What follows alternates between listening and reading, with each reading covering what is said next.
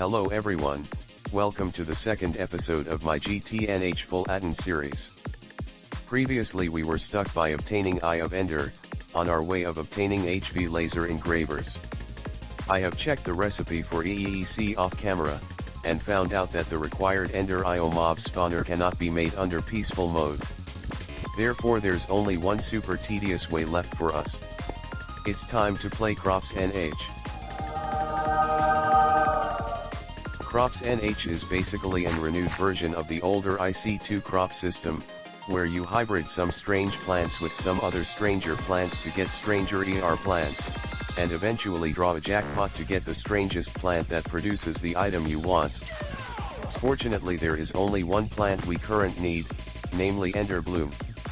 This plant not only produces Ender Pearl dusts, but more importantly it produces Eye of Ender directly, from which we can macerate and then centrifuge into blaze dust, so we do not need to go through another stinky breeding chain for blaze plant.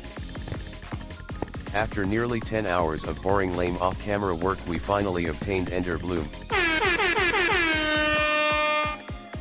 The path I have taken starts with cotton, then to the stone pool, and get Ender stone seed, and finally gets Ender Bloom from the Ender pool.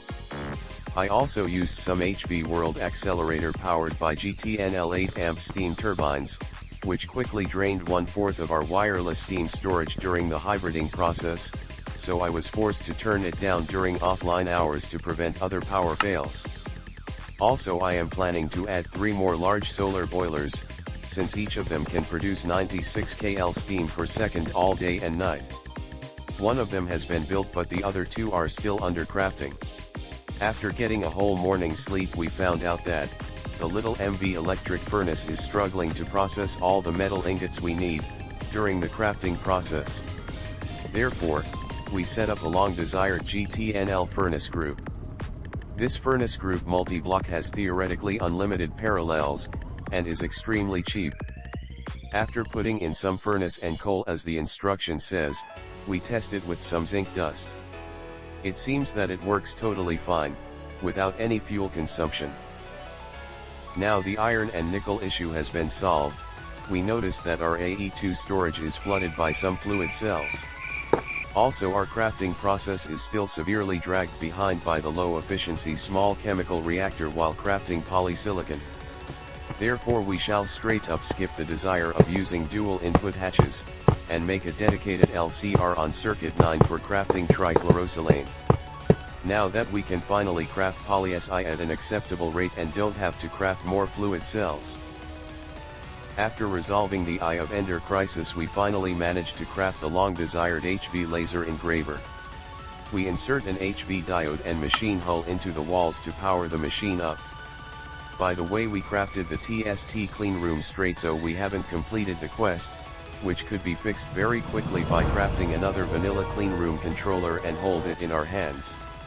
We now plug in the cleanroom and the diode.